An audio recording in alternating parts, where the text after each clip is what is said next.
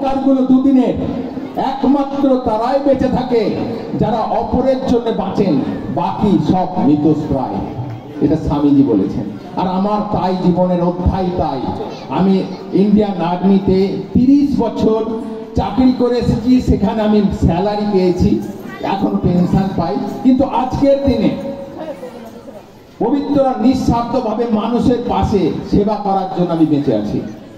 এমনকি আমি কোভিড থেকেও ফিরে এসেছি একমাত্র এই জায়গায়, এই থ্যালাসেমিয়াটা যাতে ভারতবর্ষে একটা বাচ্চা থ্যালাসেমিয়ার জন্মগ্রহণ না করে তার জন্য।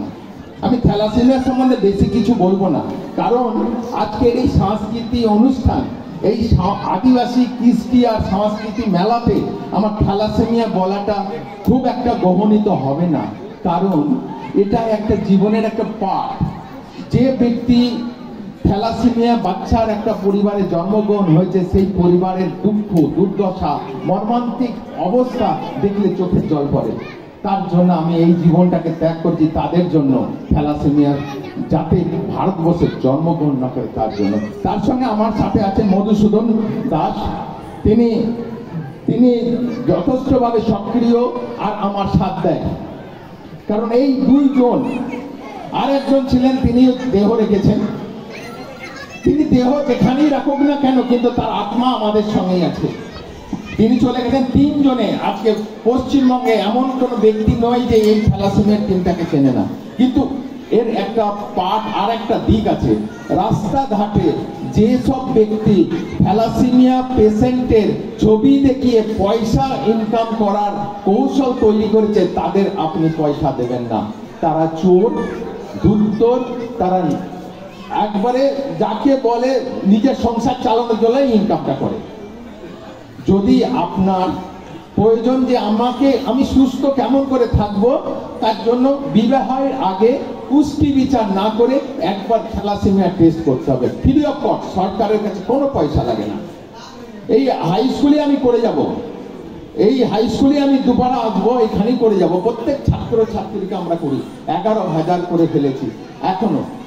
কারণ এটা এমন একটা জিনিস, থ্যালাসেমিয়াটা আপনার শরীরে আছে, কোনোদিন জানতে পারবেন না, আপনার সিমটম নেই। অমিতাভ বচ্চন থ্যালাসেমিয়া বাহক, মিঠুন চক্রবর্তী থ্যালাসেমিয়া বাহক। তাহলে ওরা তো সুস্থ মানুষ, সুন্দর মানুষ, সমাজের এক জায়গায় দাঁড়িয়ে আছেন, ভিআইপি, খুব খুব বড় মানুষ, কিন্তু ওরা কোনোদিন ঠিক করতে পারবে না, কারণ বিশ্বের কোনো মেডিসিন নেই। তো সেই কারণে এবার যদি ওর টেস্টটা করিয়ে দেওয়া হয়, সে যদি জানতে পারে আমি বাহক, অপর যখন বিবাহের সময় ছেলে কিংবা মেয়ে বাহক থাকলে বাহককে বিবাহ করবে না, তবেই থ্যালাসেমিয়া বাচ্চা জন্মগ্রহণ করবে না। এই সিম্পল, যে আমাকে বিবাহের আগে থ্যালাসেমিয়া টেস্টটা করতে হবে, তবেই বিবাহ করবো, না হলে পরবর্তী দিনে একটা যদি বাচ্চা থ্যালাসেমিয়া পরিবারে আসে, তার মানে তার দ্বিতীয় সন্তান নেওয়ার মতো কোনো সম্ভব থাকবে না। সেই জন্য থ্যালাসেমিয়া একটা মারাত্মক ব্যাধি, যার জীবনকে ধ্বংস করে দেয়, তার পরিবারকে ধ্বংস করে দেয়। সেই জন্য আমি চাই প্রত্যেক এই থ্যালাসেমিয়া করার জন্য অভিজিৎ আমার সঙ্গে বেশ কন্ট্যাক্ট করেছিল। আমি চুচড়া ইমামবাড়া হসপিটালের থ্যালাসেমিয়া কন্ট্রোল ইউনিটের সঙ্গে কথা বলেছেন, কিন্তু সর্বোপরি এইখানে বিডিও স্যার নীলাদ্রি সরকার, তিনি সিওমএচের সঙ্গে কথা বলে জায়গাটা ফাইনাল করে দিয়ে আমাকে টেলিফোন করে দেয়, পার্থ, ডক্টর পার্থ। ও বলে যে এটা সেট হয়ে গেছে, ওই জায়গাতেই হবে। তো অভিজিৎদের মিশন যাও, থ্যালাসেমিয়া টেস্ট হয়ে গেল। পরবর্তী দিনে আমি চাই যে আপনারা প্রথম এই বিবাহের আগে, ছেলে মেয়েদের বিবাহ যখনই দেবেন, থ্যালাসেমিয়া টেস্ট করে বিবাহ দিন, তাহলেই আর কোনো দরকার নেই থ্যালাসেমিয়া বাচ্চা জন্মগ্রহণ করবেন। যে বাহক, সে বাহককে বিবাহ করবে না।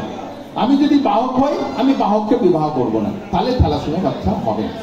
তো এই সামান্য কথা আপনাদের কাছে বলছি, সময় নেওয়া বেশি হয়ে গেছে, তবু লাস্টে একটা স্বামীজির কথা বলি আমি শেষ করছি। হে গৌরীনাথ, হে জগদম্বে, আমায় মনুষ্যত্ব দাও। মা, আমার দুর্বলতা, কাপুরুষতা দূর করো, আমায় মানুষ করো।